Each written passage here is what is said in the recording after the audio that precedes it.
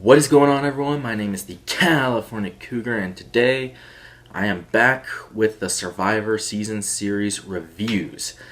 It's been a little while since the last one came out. I think it was like April or something like that. It's August now, so it's been a few months, but it's back, and today we're going to be talking about the next season of Survivor in line, and that is Survivor Vanuatu.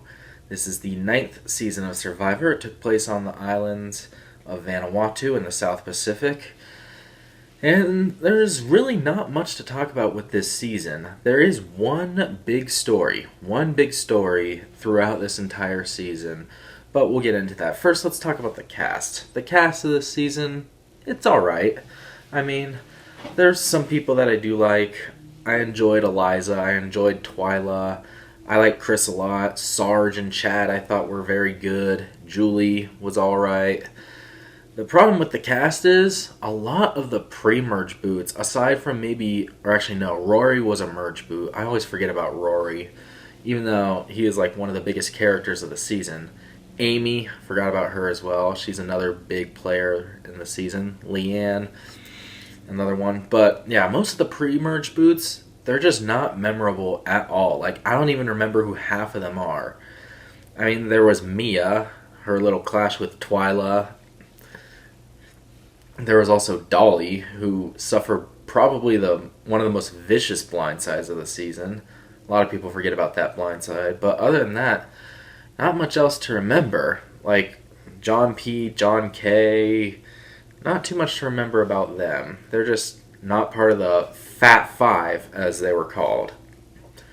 But yeah, anyway, getting back with the season. It was a men versus women season. So the first half of the pre-merge was basically just men versus women, and then from there it became mixed tribes. The way they switched tribes is very unique. Like, what they did was they had one person divide people into two tribes, and then another person got to choose which tribe to be on. So yeah, it was a very unique and kind of weird way to divide the tribes. But it's the only time they've ever done it. So yeah, it was interesting. As for the rest of the season, like there were a few events notable. Like the Dolly blindside was a big one. Like she was originally supposed to be the swing vote, and then out of nowhere she just gets like sniped out of nowhere. So yeah, that was a good blindside.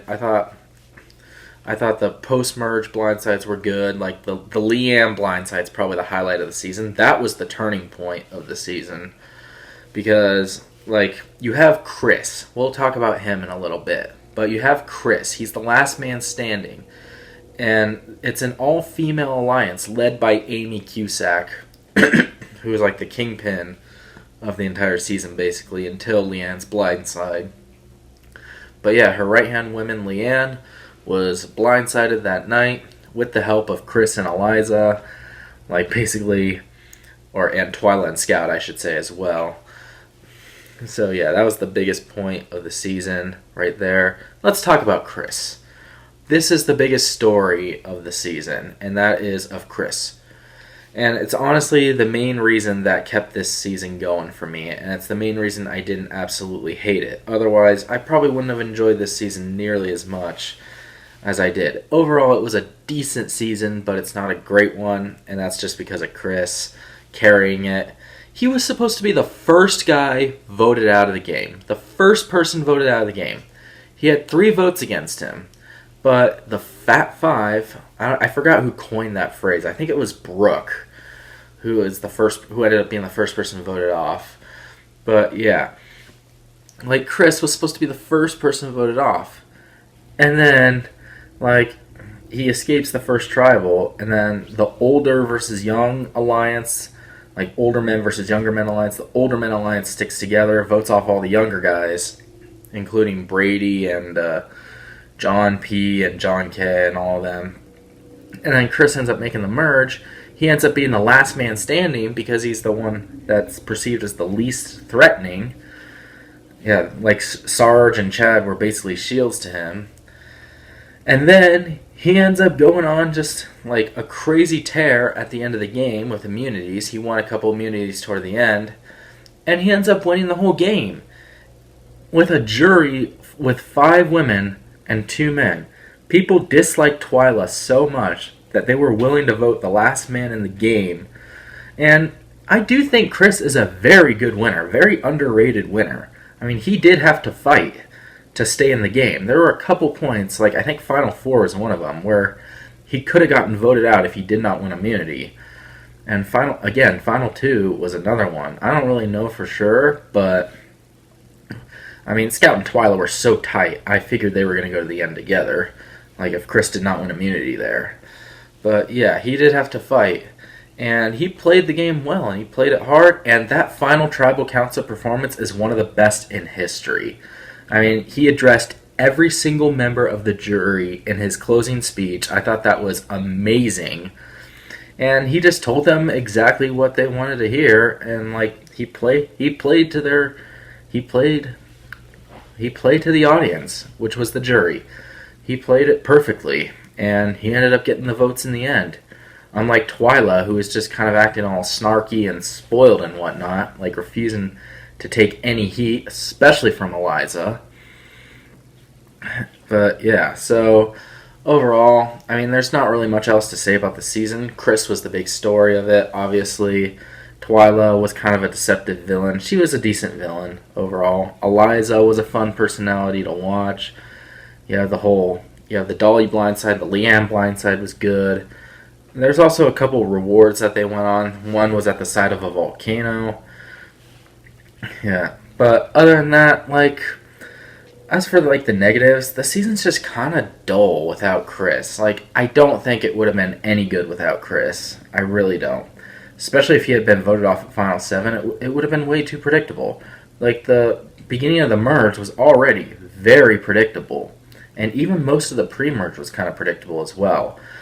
It's like I said, there's just not much to remember about the pre-merge. So, overall, guys, a lot of people love Survivor Vanuatu. Like, the Survivor specialists, like, they're a Survivor podcast that talks about seasons of Survivor. They love the hell out of this season, but I don't really see it like that. I think it's an okay season. It's just not a great season. So, with that being said, I'm going to give Survivor Vanuatu a final score here. And the score I'm going to give Survivor Vanuatu is a 6 out of 10.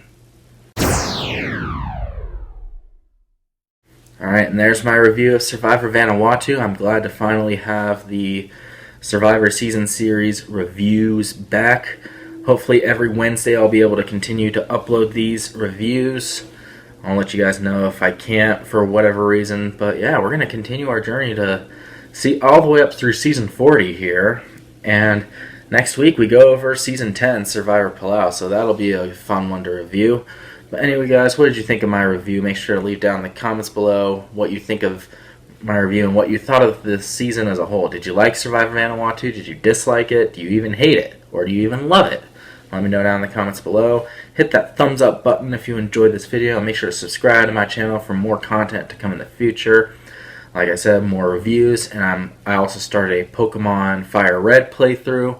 So yeah, subscribe for more of those videos to come. And until the next video, once again, my name is the California Cougar. And always remember to stay California cool. Peace.